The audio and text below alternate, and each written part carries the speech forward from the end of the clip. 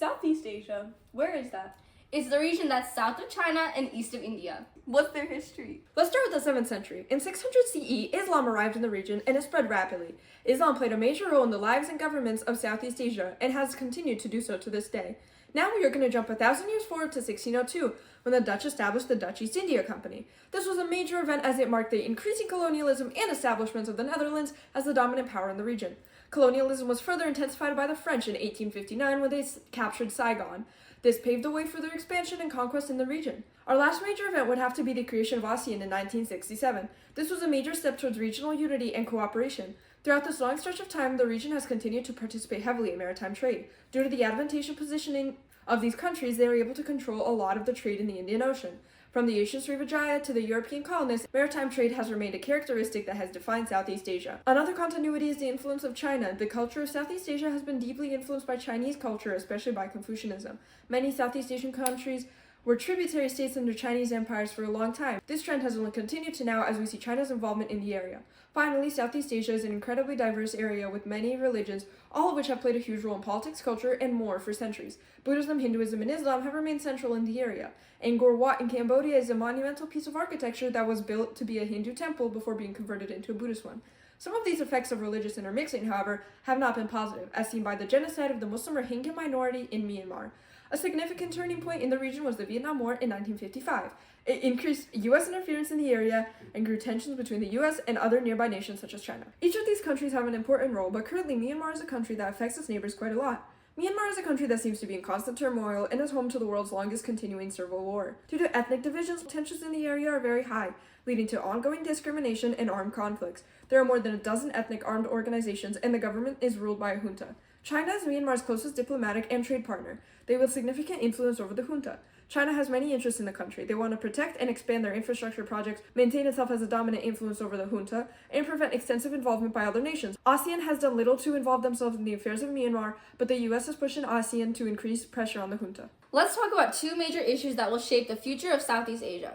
China is a major topic when it comes to issues in Southeast Asia. China is Myanmar's close partner. Myanmar's leaders have become wary of China, and because of this have tried to develop relations with other nations. However, China still has major sway over Myanmar. Not only Myanmar, but all throughout Southeast Asia, China is a major topic. China's gray zone activities are used to influence other nations and regain control of islands in the South China Sea, as well as regulate trade and diplomatic affairs in China's favor. This has led to much discourse throughout Southeast Asia. Conflicts with the Philippines are a great example of this. The Philippines and China's dispute centers on a reef in the Philippines. The Philippines had previously sent military ships to stake their claim in the island. In 2023, the CCG began to employ dangerous tactics in order to harass the military resupply missions to the island, which led to heightened tensions. The CCG has also forced nearly every foreign oil and gas operator in Vietnam to abandon or cancel their projects. These tensions with China are reflected by ASEAN, who are conflicted on how to handle the South China Sea issue. China's territorial disputes with 5 member nations of ASEAN has led to many diplomatic tensions. China's competitor, the US, has also had growing interest in Southeast Asia, leading to more concerns of tensions with China and the impact it will have on the economy. A second major issue that will shape the future of Southeast Asia is the environment.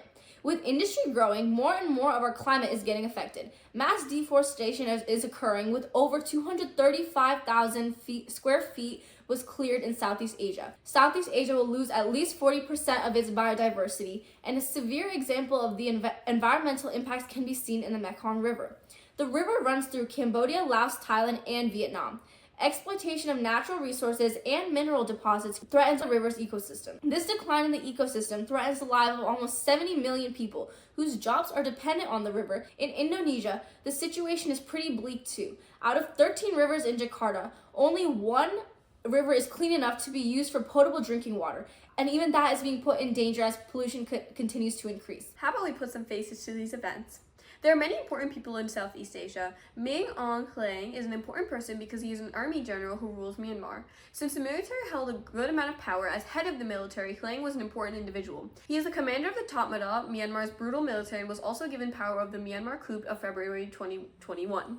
This coup ousted the democratic government NLD, which was advocated for by Aung San Suu Kyi, who was a political activist, to replace the USDP. After the first free and fair elections in the country in 2015, which were implemented by the NLD, the relationship between the civilians and the military became shaky. As leader of the military, Hlang would not want free elections, so it gave him a motive to want to shut down the NLD, making civilians angry.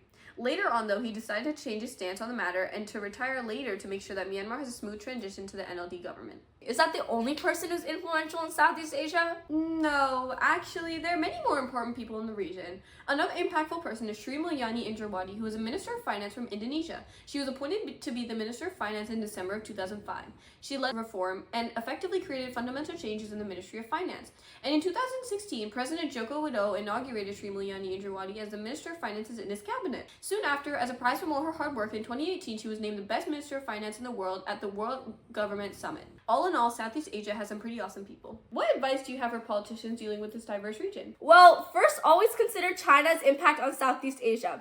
As we have seen, China has had a long history of influencing and affecting Southeast Asia, and they aren't stopping anytime soon. With operations still put in place in attempt to control other island regions, it is very clear that China wants to have a stake in Southeast Asia.